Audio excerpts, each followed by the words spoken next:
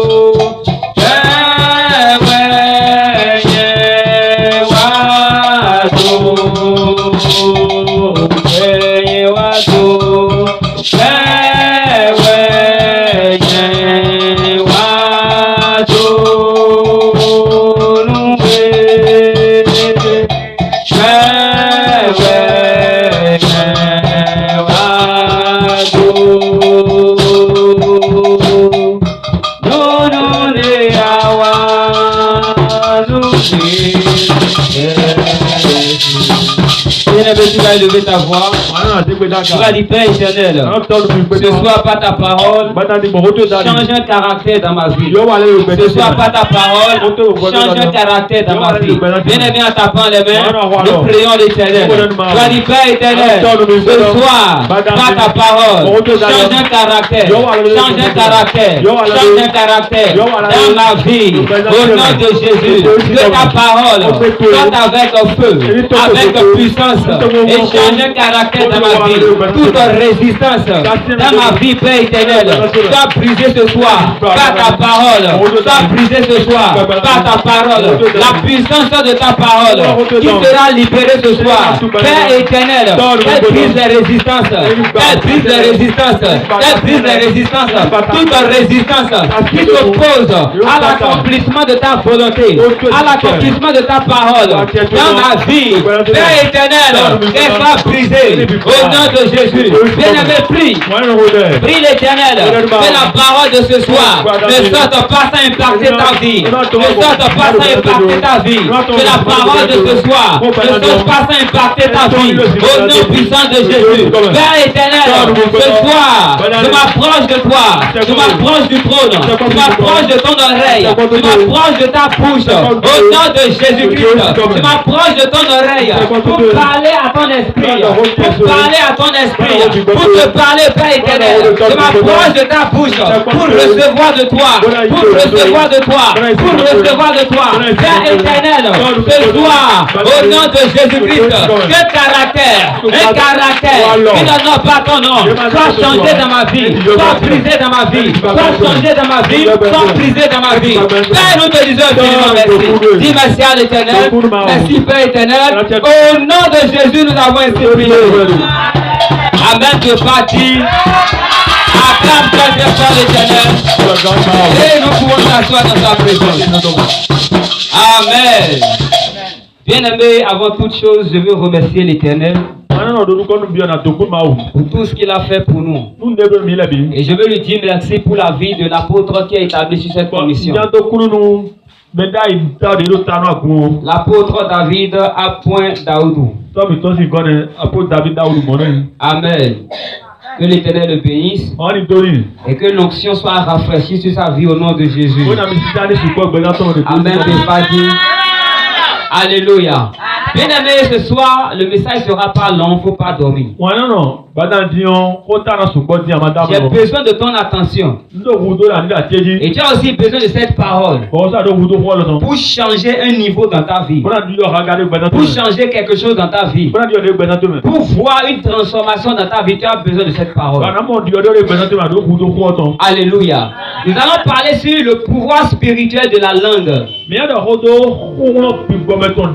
Le mercredi passé, nous avons parlé sur le pouvoir spirituel de la langue.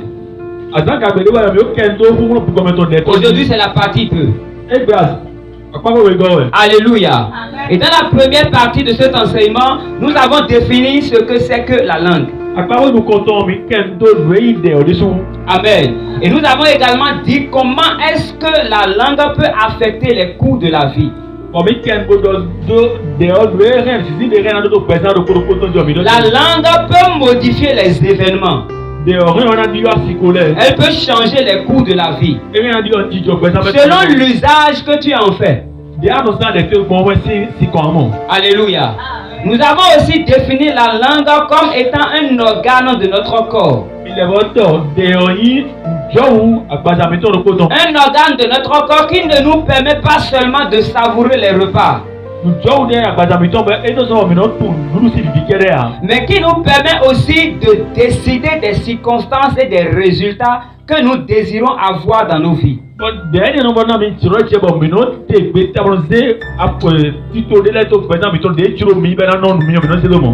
Proverbe chapitre 18, verset 20-21. La Bible dit c'est du fruit de sa bouche que l'homme rassasie son corps. C'est du produit de ses lèvres qui se rassasie. Alléluia. Écoute bien ce que la parole dit. La mort et la vie sont au pouvoir de la langue. Quiconque l'aime en mangera les fruits. Amen. La vie et la mort sont au pouvoir de la langue.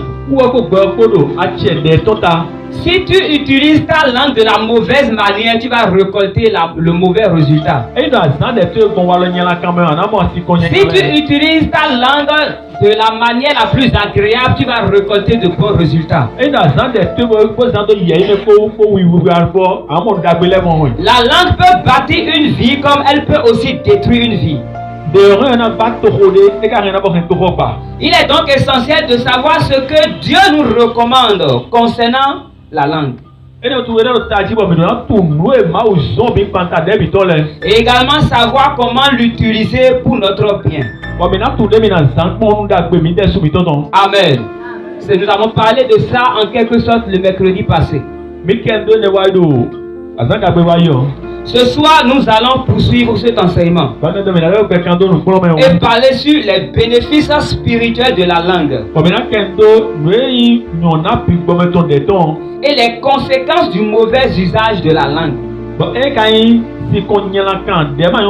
Les bénéfices spirituels qui sont dans la langue quand tu l'utilises de la bonne manière. Et les conséquences qui sont dedans quand tu l'utilises de la mauvaise manière. Amen. Ça veut dire que nous allons parler sur deux volets. Le premier volet, c'est les bénéfices spirituels de la langue. Amen. Quels sont les bénéfices spirituels de la langue? La première des choses, c'est que la langue nous permet de communiquer avec Dieu, de parler à Dieu. C'est grâce à la langue que tu peux t'adresser à Dieu. Quand tu te mets à genoux, tu commences par prier. C'est ta langue qui est activée qui te permet de parler à Dieu. Quand tu veux commencer des prières de vengeance pour combattre tes ennemis, c'est ta langue qui te permet de déclarer des vengeances, de déclarer des jugements. Alléluia. Elle nous permet de parler à Dieu. La langue nous permet d'exercer notre autorité en Jésus-Christ, afin de neutraliser les œuvres des ténèbres. Amen. C'est la langue qui le permet. Luc chapitre 10 verset 19. La Bible dit: voici, je vous ai donné le pouvoir de marcher sur les serpents et sur les scorpions et sur toute la puissance de l'ennemi, et rien ne pourra vous nuire. Bien-aimés, la langue nous permet d'exercer notre autorité en Christ. Mais si tu ne connais pas ton autorité en Christ, tu ne peux pas l'exercer. Et même si tu connais ton autorité en Christ, bien-aimé, si tu ne sais pas utiliser ta langue, tu ne peux pas l'exercer. Alléluia. Regardez un peu le pouvoir que Dieu nous a donné. Il dit: je vous ai donné le pouvoir de marcher sur les serpents, sur les scorpions, sur toute la puissance de l'ennemi, sans exception. Toute la puissance de l'ennemi. Ça veut dire que tout ce que le diable est capable de faire, qui t'étonne, qui étonne des gens, qui effraie des gens, qui fait peur aux gens, bien aimé, Dieu te donne la puissance et l'autorité de marcher sur ça.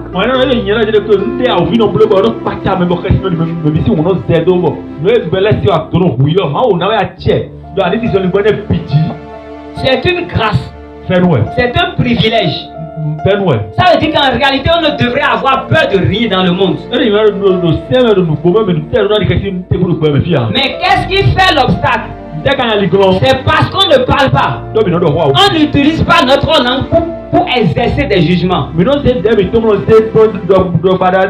comment utiliser la langue pour maudire les enfants. On sait comment utiliser la langue pour insulter les gens. On sait comment utiliser la langue pour se moquer des gens. On sait comment utiliser la langue pour calomnier les gens, pour propager des mensonges. Mais on ne sait pas comment l'utiliser pour notre propre bien. C'est ça le problème. Alléluia. Jésus dans la Bible n'a fait aucun miracle sans la langue. Jésus a fait marcher le paralytique, c'est parce qu'il a parlé. Lève-toi, prends ton lit et marche. Jésus a changé l'eau en vin, c'est parce qu'il a parlé. Il a dit: apportez des vases vides, remplissez d'eau, apportez apporter le contenu à l'ordonnateur qu'il boit. Amen. Jésus a chassé les démons. Il n'a pas chassé les démons dans le silence. Il a parlé. Jésus a vaincu l'esprit de la mort quand il était en face de la tombe de Lazare. Bien aimé, c'est parce qu'il a parlé.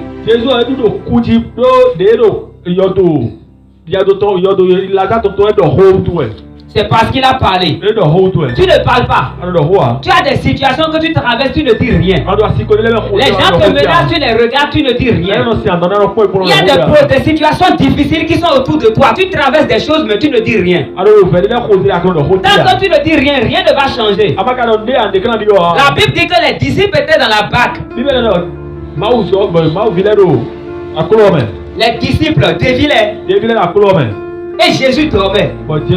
La tempête s'est soulevée. Les flots de la mer se sont soulevés. Alléluia. Les disciples ont commencé par crier. À ce stade-là, ils ne connaissaient pas encore l'importance de ce que c'est que de parler. C'est encore là un autre problème. C'est parce que nous les chrétiens, on ne sait pas qu'on peut parler à des objets. Les gens ne savent pas qu'ils peuvent parler à des situations. Ils ne savent pas qu'ils peuvent parler à la terre. Ils ne savent pas qu'ils peuvent parler à un arbre. Ils ne savent pas qu'ils peuvent parler à un oiseau. Ils ne savent pas qu'ils peuvent parler au vent. Ils ne savent pas qu'ils peuvent parler à la tempête. Ton enfant a commencé une crise au plus profond de la nuit. Tu ne sais pas qu'il faut parler au Christ. C'est un esprit. Même Jésus a parlé à un arbre. Les disciples ont commencé par crier. Ils ont commencé par crier.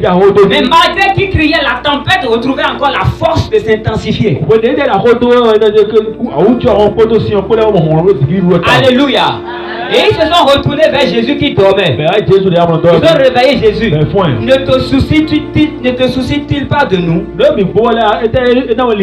Ne te soucies-tu pas de nous? Jésus s'est réveillé. Alléluia.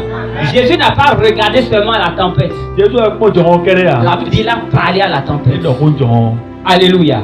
Matthieu chapitre 8, verset 24 à 26. Matthieu chapitre 8, verset 24 à 26. La Bible dit, et voici, il s'élevait sur la mer une si grande tempête que la barque était couverte par les flots.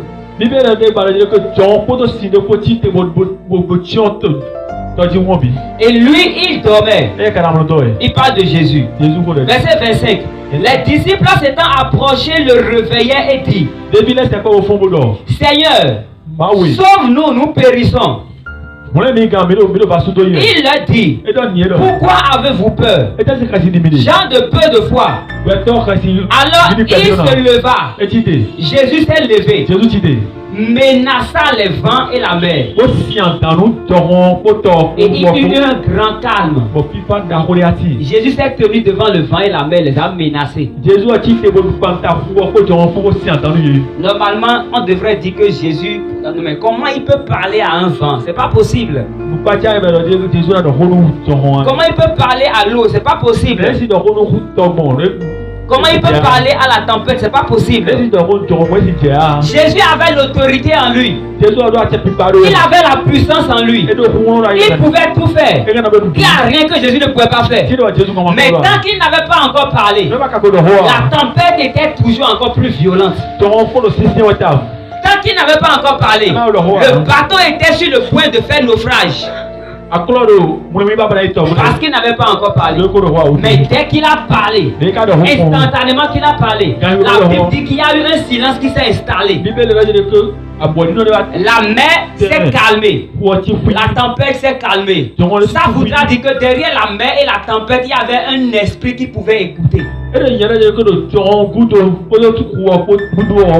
Je prie pour toi ce soir. Toute tempête dans ta vie qui te maintient dans les pleurs, au nom de Jésus, qu'elle se taise à jamais. Qu'elle se taise à jamais. Au nom de Jésus-Christ.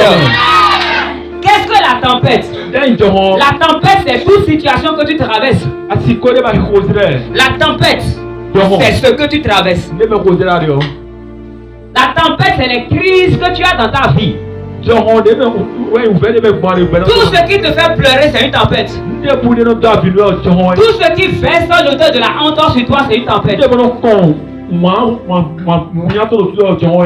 Amen. Les crises que tu traverses dans ton foyer, c'est une tempête. Tu as des entreprises qui traversent des temps difficiles. Ton commerce traverse des temps difficiles. Ton foyer traverse des temps difficiles. Amen. Amen. Tu as fait ce que ta compétence et tes expériences t'ont appris, mais rien n'a changé. Tu as fait ce que ta compétence et tes expériences t'ont appris, mais rien n'a changé. Qu'est-ce que tu traverses dans ta vie? Tu as fait enfant est mort. Tu as fait encore, c'est mort. Tu t'es marié à quelqu'un, rien ne marche. Quand tu rencontres quelqu'un, avec un peu de temps, tout va bien, mais après la personne se retourne de toi. Bien aimé, c'est une tempête. Et cette tempête-là a une source spirituelle. Tu dois exercer ton autorité. Tu dois parler à la tempête. Tu dois t'adresser à la tempête. Par l'autorité que Christ a donnée. Il a dit, je vous ai donné le pouvoir de marcher sur les serpents. Sur la puissance de l'ennemi. Et rien ne peut te nuire. Tu as déjà le pouvoir en toi. Dans le nom de Jésus, tu as déjà le pouvoir. Lorsque tu es devenu enfant de Dieu, tu as le pouvoir. Mais tant que tu ne te lèves pas pour marcher, le serpent va toujours te combattre. Tant que tu ne te lèves pas pour l'écraser, le scorpion va toujours te combattre. Lève-toi et exerce ton autorité. Tu dois exercer ton autorité dans le Seigneur. Alléluia. La Bible dit que l'apôtre Paul prêchait l'évangile. Il prêchait l'évangile. Il parlait au proconsul. Et il y avait un magicien qui était là. Le magicien a commencé par s'opposer à l'apôtre Paul. Il s'opposait à l'apôtre Paul afin d'empêcher le proconsul de recevoir l'évangile. Amen. Mais l'apôtre Paul n'est pas resté tranquille. Il n'a pas gardé le silence. Il avait l'autorité en lui. Il avait la puissance en lui. Mais c'est parce qu'il a dû faire quelque chose d'abord. Acte chapitre 13 verset 7. Qui était avec le proconsul Sergius Paulus, homme intelligent. Ce dernier fit appeler Barnabas. Il a appelé Barnabas et Paul. Et il a manifesté le désir d'entendre la parole de Dieu. Mais Elimas le magicien, car c'est ce que signifie son nom, leur faisait opposition, cherchant à détourner de la foi le proconsul. Alors Saul, appelé aussi Paul, rempli du Saint-Esprit, fixa les regards sur lui et dit, homme plein de toute espèce de ruse et de fraude, fils du diable, ennemi de toute justice, ne cesseras-tu pas de pervertir les voies droites du Seigneur? Maintenant voici, la main du Seigneur est sur toi. Tu seras aveugle et pour un temps tu ne verras pas le soleil. Aussitôt l'obscurité et les ténèbres tombaient sur lui. Et il cherchait en tâtonnant des personnes pour le guider. Le proconsul, le magicien, c'est un sorcier. C'est un sorcier. Il s'est opposé à l'évangile de Paul. Le sorcier s'est levé pour s'opposer à l'évangile de Paul. Le sorcier s'est levé pour empêcher l'évangile de toucher le cœur du proconsul. De la même manière, le sorcier se lève la nuit pour empêcher ta destinée de se manifester. Il se lève la nuit pour voler ta gloire. Il se lève la nuit pour voler ton héritage, pour voler ton étoile. Il se lève la nuit pour conditionner ta journée. C'est pourquoi parfois tu rêves, tu te vois au WC. Tu es en train de chier. Et tu vois parfois même les matières fréquentes là, tu vois ça touche ton pied. Bien aimé, c'est mauvais. C'est une attaque de la sorcellerie. Tu dois te lever la nuit et exercer ton autorité contre ça. Alléluia. Tu dois exercer ton autorité contre ça. La Bible dit que le sorcier s'est levé, s'est opposé à Paul. Et Paul l'a regardé. Paul a dit, fils du diable. Tous les sorciers sont des enfants du diable. La Bible dit que Dieu ne veut pas la mort du pécheur, mais veut que le pécheur se repente. Le sorcier, quand on le regarde physiquement, il est une créature de Dieu et Dieu l'aime. Il est une créature de Dieu et Dieu l'aime. Mais le problème, c'est que c'est l'esprit qui est en lui qui est le problème. L'esprit de la sorcellerie qui est en lui, c'est ça qui est le problème. Quand nous prions pour que le sorcier meure, bien aimé, c'est l'esprit qui est en lui. Si la personne en qui est l'esprit de la sorcellerie, elle peut se repentir, il vivra, il sera sauvé.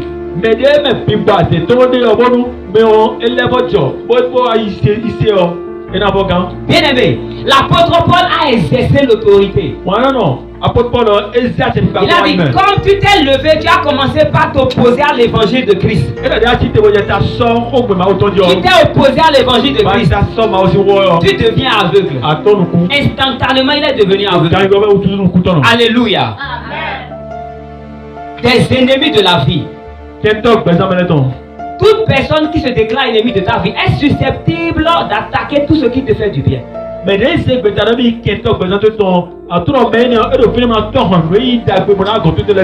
Amen. Le mauvais cœur, c'est ce qui caractérise l'ennemi. La destruction, c'est ce qui caractérise l'ennemi. Il attaque tout ce qui est susceptible de te rendre heureux. Tu as rencontré un mari et enfin, Dieu merci, j'ai rencontré un bon homme. Il va l'attaquer et vous séparer.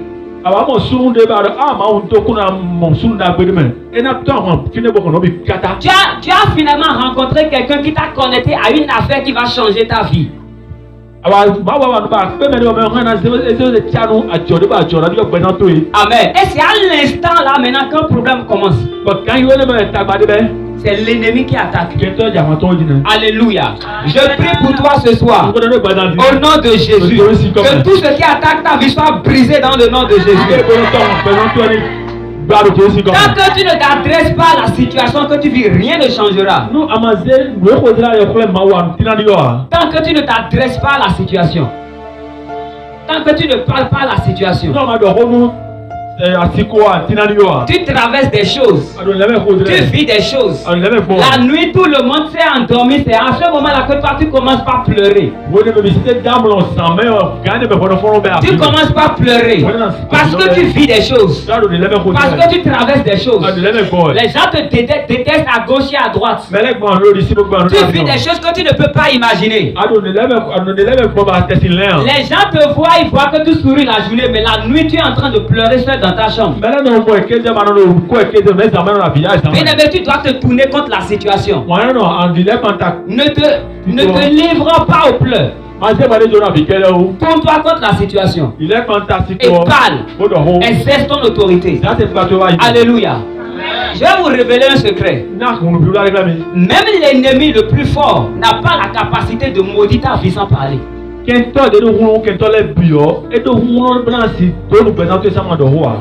Même le sorcier le plus puissant de ta famille, il ne peut jamais rien faire contre ta vie s'il ne parle pas. Et pourquoi toi tu te tais? Soit il va parler pour appeler ton nom avant de faire ce qu'il a fait. Sinon ça ne marchera pas. Soit il va parler pour faire des incantations avant que ça ne marche. Soit il va parler, déclarer la malédiction qu'il veut que cela s'accomplisse dans ta vie avant que ça ne marche.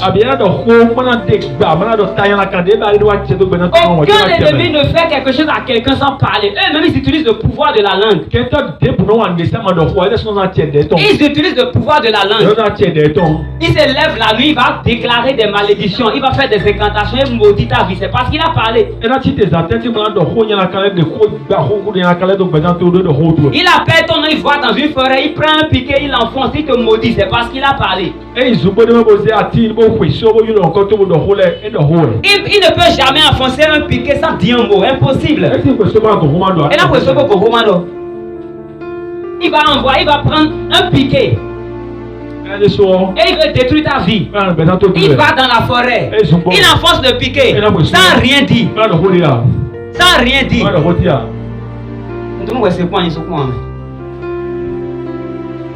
Au moins le féticheur va lui dire ça m'a beaucoup.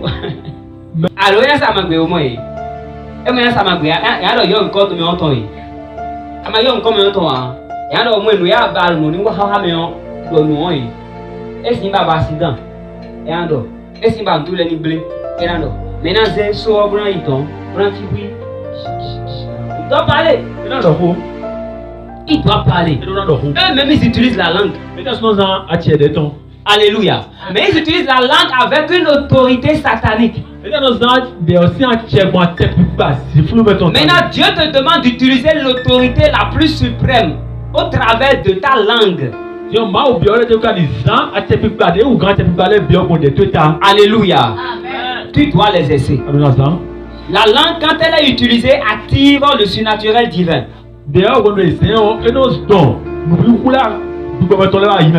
Dans le livre des Actes, chapitre 16, verset 16 à 18, la Bible dit que l'apôtre Paul, il était allé évangéliser quelque part. Et chaque matin, il se levait pour aller là où il est. Acte chapitre 16, verset 16. Comme nous allions au lieu de prière, une servante qui avait un esprit de python, et qui en devinant procurait un grand profit à son maître, vint au-devant de nous et se mit à nous suivre. Paul et nous, elle criait, ces hommes sont des serviteurs de Dieu et ils vont annoncer la voie du salut. Elle fit cela pendant plusieurs jours. Paul fatigué se retourna et dit à l'esprit, je t'ordonne au nom de Jésus-Christ de sortir d'elle. Et il sortit à l'heure même. La Bible dit que la femme les persécutait, les agressait tous les jours. Oui, elle les agressait verbalement tous les jours. Tous les jours. Mais l'apôtre Paul, tant qu'il n'avait pas parlé, l'esprit continuait à les agresser. Tant que Paul n'avait pas parlé, il subissait l'agression de l'esprit de Python chaque jour qu'il passait. Jusqu'au jour où il s'est tourné, il a dit, je t'ordonne au nom de Jésus, tu sors de la fille. Alléluia. À partir de cet instant-là, ils n'ont plus été agressés. Alléluia. C'est parce que Paul a exercé l'autorité, il a parlé. Alléluia. Aussi longtemps que tu ne parles pas dans ta vie, rien ne va changer. Amen. À un moment, tu peux rencontrer quelqu'un qui va te faire du bien. Mais tu ne sais pas ce qui se passe. La personne commence par te détester. Il y a un esprit qui commence par repousser la personne. Toi-même tu ne comprends pas. Soit c'est toi-même qui commence maintenant par faire des choses pour repousser la personne. Bien-aimé, ne pense pas que c'est rien. Tourne-toi vers la situation. Tourne-toi vers les circonstances. Et parle. Paul a parlé. Et une force surnaturelle a été activée pour changer la situation. Une force surnaturelle a été activée pour exercer la justice de Dieu. Quand tu parles, tu actives une force. Tu libères une force qui exerce le jugement de Dieu en ta faveur. La langue qu'elle a utilisée active les anges. Matthieu chapitre 17 verset 24 à 27. La Bible dit que Jésus, voulant payer l'impôt, il a dit à Pierre, va pêcher un poisson. Le premier poisson que tu attrapes, ouvre sa bouche. Tu verras une pièce d'argent dans sa bouche. Amène-moi.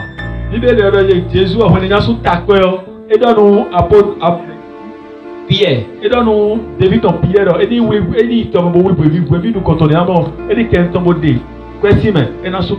Lorsque Pierre est allé, il a lancé l'hameçon.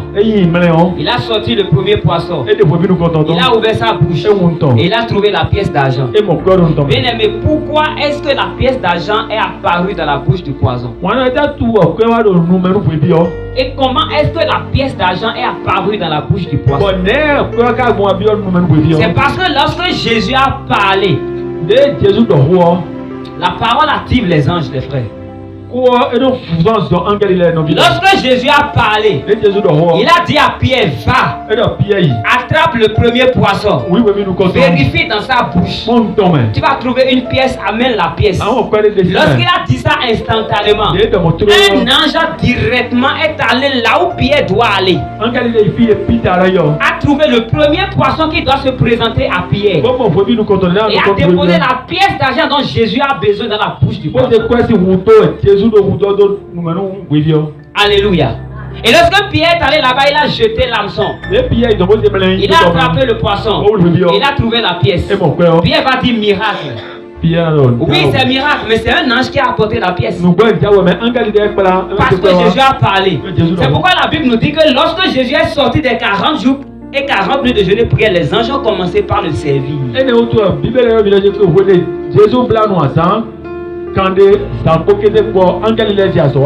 Alléluia. La langue nous permet de nous délivrer. Dans Proverbes chapitre 12 verset 6, tu vas voir que la parole te délivre. Il y a certaines personnes qui sont malades. Ils ont tout fait et ils n'ont pas trouvé la solution. Mais qu'est-ce qu'ils ont fait? Ils ont maintenant activé le foie. Et ils ont commencé chaque matin par se parler à eux-mêmes. Ils ont commencé par parler à leur corps. Toi, mon corps, tu ne peux pas t'éteindre. Tu ne peux pas t'éteindre. Cette maladie ne peut pas te vaincre. Mon esprit en moi qui a déjà Jésus est plus fort que la maladie. Il est impossible que j'ai Dieu en moi et que je demeure encore dans ces circonstances de la maladie. Il a commencé par parler. Il parle à lui-même. Il parle à son corps. Il parle à son esprit. Et il a commencé par remarquer un changement. Un changement de sa vie. Quelque chose a commencé par changer. Bien aimé, tu peux changer les circonstances de ta vie en parlant à ces circonstances.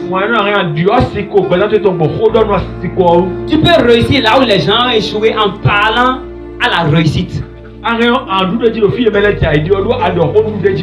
Alléluia.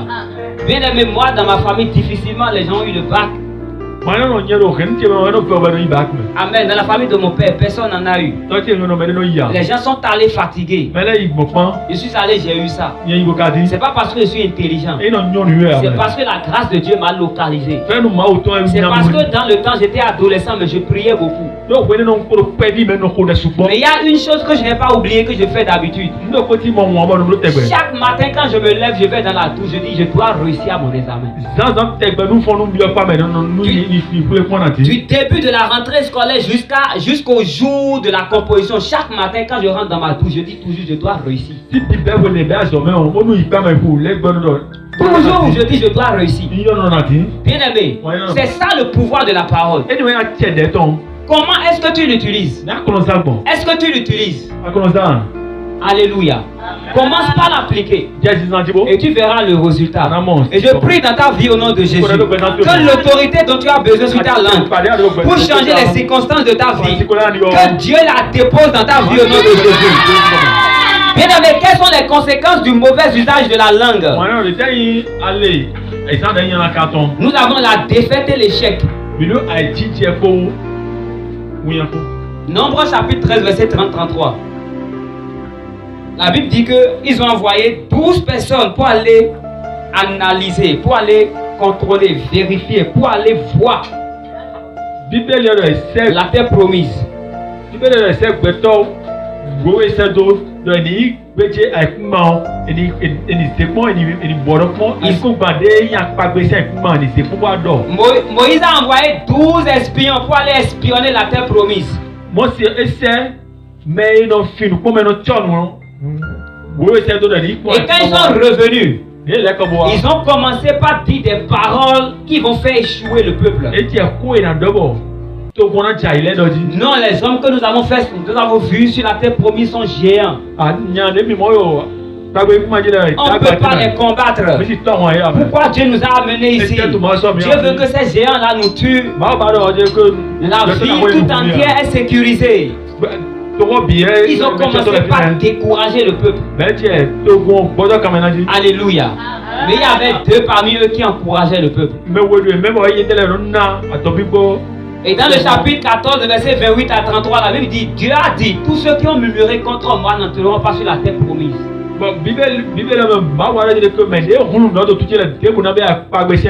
Dieu les a tournés jusqu'à ils sont tous morts. Dieu savait que si jamais il laissait le peuple aller, il savait que s'il laissait le peuple aller avec la mauvaise parole, il allait échouer.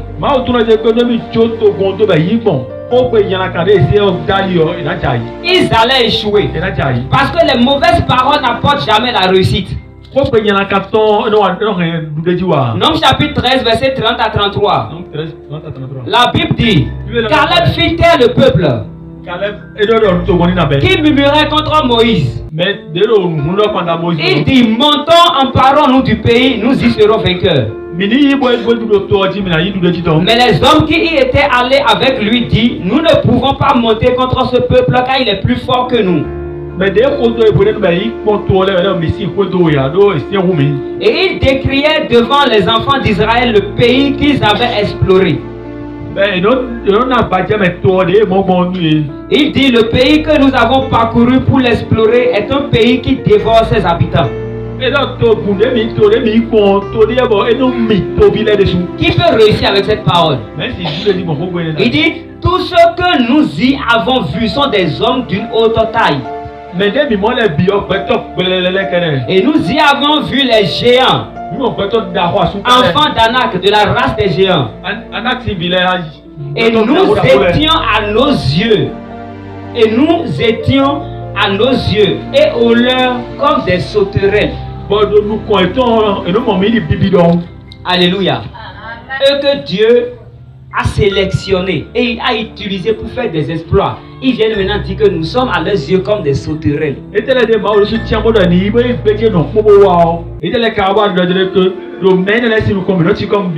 S'ils allaient avec cette parole-là, ils allaient échouer. Amen.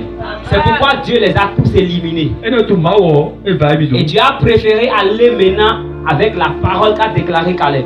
Dans le chapitre 14, verset 28 à 30, il dit, Dieu dit, dis-leur, je suis vivant, dit l'Éternel. Je vous ferai ainsi que vous avez parlé à mes oreilles. Écoute cette partie. Dieu dit, je vous ferai comme vous l'avez dit à mes oreilles. Qu'est-ce qu'ils ont dit? Quand ils sont revenus de l'espionnage, qu'est-ce qu'ils ont dit? Ils ont fait un mauvais rapport à Moïse. Ils ont dit à Moïse que nous sommes comme des sauterelles devant nos ennemis. Si jamais nous allons devant nos ennemis, ils vont nous écraser. Ils vont nous tuer. C'est eux-mêmes qui ont déclaré ces paroles. C'est eux-mêmes qui ont fait le rapport. Ils faisaient le rapport à Moïse. Mais Dieu entendait le rapport qu'ils faisaient. Et la Bible nous dit maintenant, dans le chapitre 14, le verset 28, il dit, je vais vous faire ce que vous avez dit dans mes oreilles. Vous avez dit que vous êtes des sauterelles, non?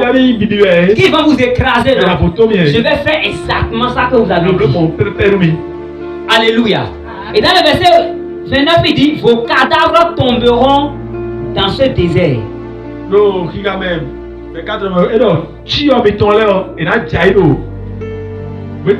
Vous tous, dont on a fait le dénombrement en vous comptant depuis l'âge de 20 ans et au-dessus, et qui aviez murmuré contre moi. Mais bide ko ka ko mi do ka o mi do 20 ans o do ko panta présenter bo hun panta mi on. Amen. Et ils sont tous morts dans le désert. Tous. Tous ceux qui sont revenus de l'espionnage avec un mauvais rapport sont tous morts. Et bien,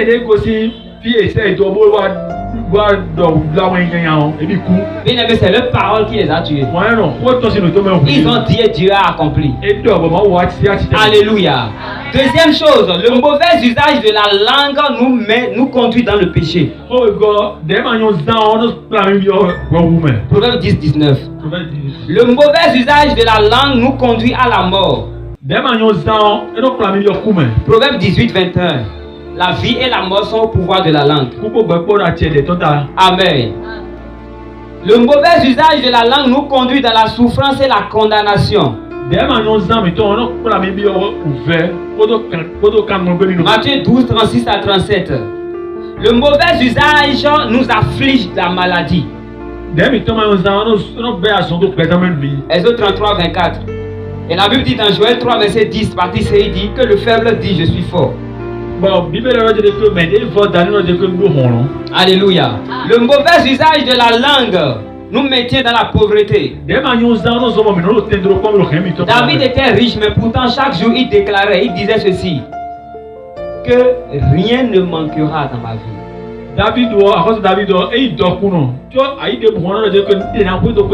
Il dit, je ne manquerai de rien. Et Psaume 23, verset 1er, je ne manquerai de rien. Malgré qu'il était riche. Bien aimé, tu dois déclarer ce genre de paroles sur ta vie. Alléluia. Et le mauvais usage de la langue, ça te fait perdre des opportunités.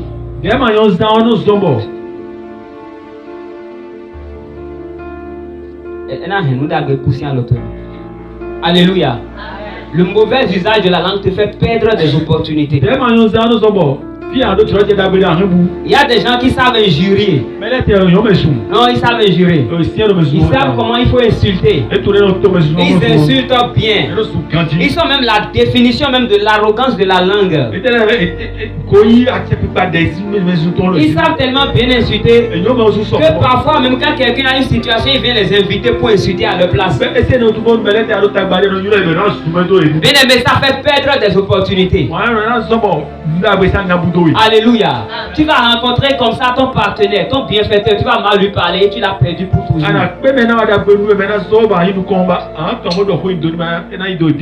Il y a une dame, elle cherchait du boulot. Et un jour, elle est allée déposer un dossier dans une entreprise. Et lorsqu'elle a déposé le dossier, on l'a appelée pour l'entretien. Et elle s'est levée le jour là. Elle s'est habillée pour aller à l'entretien. Amen. Lorsqu'elle est descendue à quelques mètres de l'entreprise, elle devrait marcher, mais il pleuvait. Alléluia. Et pendant qu'elle marchait, il y a une voiture qui passait et qui a éclaboussé l'eau sur son vêtement, sa robe. Et lorsque la personne est allée devant remarquer qu'elle a fait une chose qui n'était pas bonne, la personne a fait reverser, est revenue pour présenter ses excuses.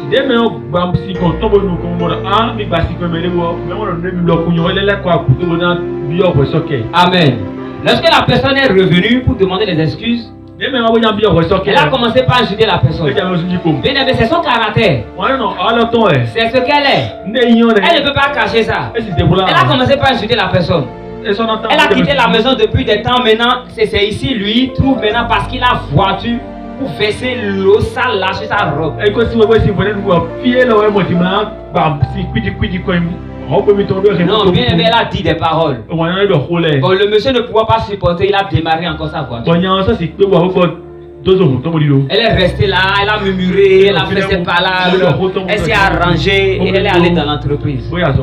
Ils ont commencé par recevoir les gens pour l'interview. Et c'est arrivé à son tour. Elle est venue, elle a ouvert la porte. Elle voit le monsieur qui était dans la voiture. Qu'elle a insulté. Elle voit le monsieur devant lui. C'est le monsieur qui veut s'occuper de son interview. Maintenant, dis-moi, elle va décrocher le boulot là. Elle va décrocher ça? Non, elle va pas décrocher ça. Elle va pas décrocher ça. Alléluia. Elle va pas décrocher ça. Peut-être que c'était l'occasion, la grâce que Dieu avait déposée, avait manifesté ce jour-là pour lui donner ce boulot. Parce que si elle avait eu un bon cœur envers ce monsieur-là, bien aimé, lorsqu'elle est rentrée dans le bureau, le monsieur ne va même plus l'interviewer. L'entretien n'aura même plus lieu. Alléluia. Automatiquement, elle sera validée. Parce que le monsieur va faire recours à son caractère, à son bon comportement qu'elle a eu. Mais parce qu'elle s'est insultée, elle a tout gâché. Tout ceci, ce ne sont que les conséquences directes du mauvais usage de la langue. Mais j'ai une bonne nouvelle. Ces conséquences-là peuvent être corrigées. Alléluia. Ça peut être corrigé. Comment? En déclarant de bonnes paroles. Tu annules les mauvaises paroles que tu as déclarées par le sang de Jésus. Et tu commences par déclarer maintenant de bonnes paroles. De très bonnes paroles.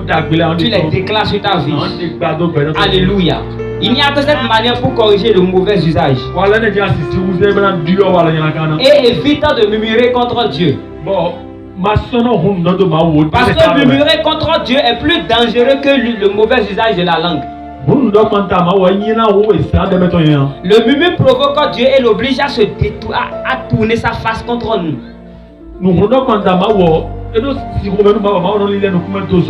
Alléluia. Murmurer contre Dieu oblige Dieu et le provoque à tourner sa face contre nous.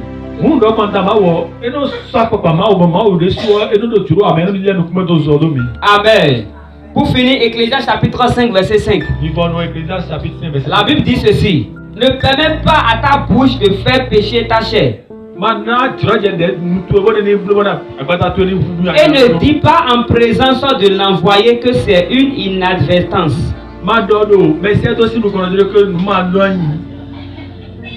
Pourquoi Dieu s'irriterait-il de tes paroles et détruirait-il l'ouvrage de tes mains? Alléluia. Pourquoi est-ce que Dieu va s'irriter contre toi et ce qui est bon dans ta main, Dieu va encore le détruire parce que tu as murmuré contre lui?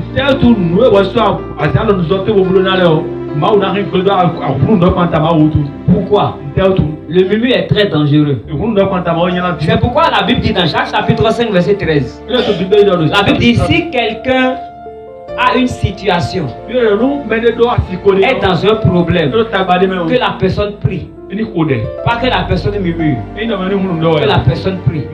Mais si quelqu'un est en joie, que la personne loue Dieu et chante des cantiques. Alléluia. Parce que le murmure est très dangereux. Alléluia. Tu as peut-être déjà murmuré contre Dieu. La seule issue, c'est de plaider sa miséricorde. C'est demander que Dieu te fasse miséricorde. Amen. Tu vas te tenir sur tes pieds. Et nous allons faire cette prière. Tu vas dire Père, au nom de Jésus, fais-moi miséricorde. Fais-moi miséricorde. Toutes les fois j'ai murmuré contre toi. J'ai agi en insensé. Bien-aimé, fais-moi miséricorde. Père éternel, fais-moi miséricorde.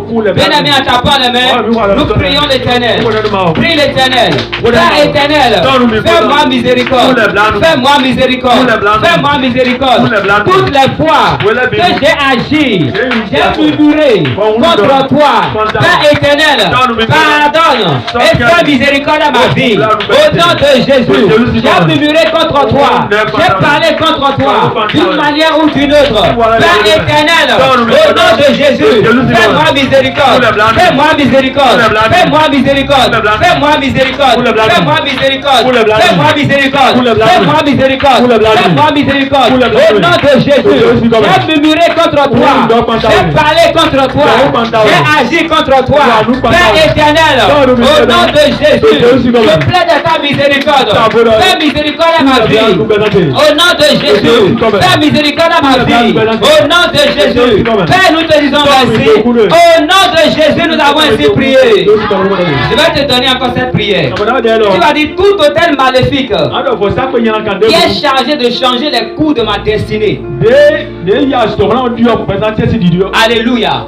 Toute mauvaise parole prononcée qui a reçu la mission de changer les cours de ma destinée soit démolie par des tempêtes de feu. Soit démolie par des tempêtes de feu. Bien-aimé, en tapant les mains, nous prions l'Éternel. Tout hôtel maléfique qui a reçu de mauvaises paroles pour agir contre moi, pour changer les cours de ma vie, pour changer les circonstances de ma vie, pour changer négativement les cours de ma destinée. Au nom de Jésus, soit démoli par des tempêtes de feu, soit démoli par des tempêtes de feu, soit démoli par des tempêtes de feu, soit démoli par des tempêtes de feu. Au nom de Jésus, tout hôtel maléfique qui a reçu de mauvaises paroles, qui a reçu de mauvaises paroles, qui a été chargé pour changer les cours de ma vie, les circonstances de ma vie, pour changer les cours de ma destinée. Père éternel, je déclare ce soir que l'hôtel soit démoli par des tempêtes de feu, par des tempêtes de feu, par des tempêtes de feu, par des tempêtes de feu, par des tempêtes de feu, par des tempêtes de feu. Au nom de Jésus, tout hôtel maléfique qui a été chargé de mauvaises paroles, qui a été chargé de mauvaises paroles pour agir contre ma vie, changer les circonstances de ma vie, changer les coups de ma vie. Père éternel, qu'elle soit démolie. La parole est démolie. La parole est démolie. L'hôtel est démoli. La parole est démolie. L'hôtel est démoli. La parole est démolie. L'hôtel est démoli. Pas de tempête de feu. Pas de tempête de feu. Pas de tempête de feu. Pas de tempête de feu. Pas de tempête de feu. Pas de tempête de feu. Et non puissant de Jésus. Père, nous te disons merci. Merci Père éternel. Au nom de Jésus, nous avons ainsi prié. Tu as fait cette dernière prière. C'est-à-dire celui qui est chargé de maudire ma vie, de déclarer de mauvaises paroles sur ma vie, de voler ma destinée, de voler ma gloire, que le marteau de Dieu lui brise la nuque. Alléluia. Que le marteau de Dieu lui brise la nuque. Toute personne qui a été chargée de maudire ma vie, de dire de mauvaises paroles sur ma vie, que le marteau de Dieu lui brise la nuque. Bien-aimé, en tapant la main, nous prions l'Éternel. Prie, prie, prie, prie.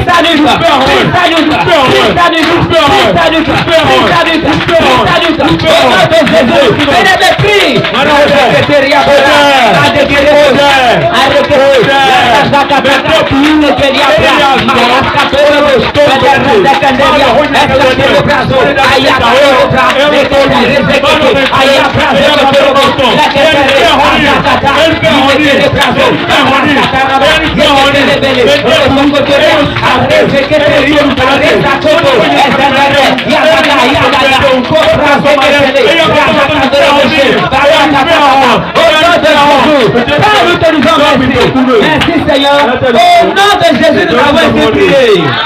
Bien-aimés, je prie pour toi au nom de Jésus. Que toute mauvaise parole qui a été libérée sur nos terres sataniques, sur nos terres maléfiques, dans la famille de ton père, dans la famille de ta mère, dans la famille de ton mari, qui est en train de changer les cours de ta vie. Je déclare ce soir, au nom de Jésus, par le sang de l'agneau, que la parole soit annulée. Que la parole soit annulée. Que la parole soit annulée. Que la parole soit annulée. Que la parole soit annulée.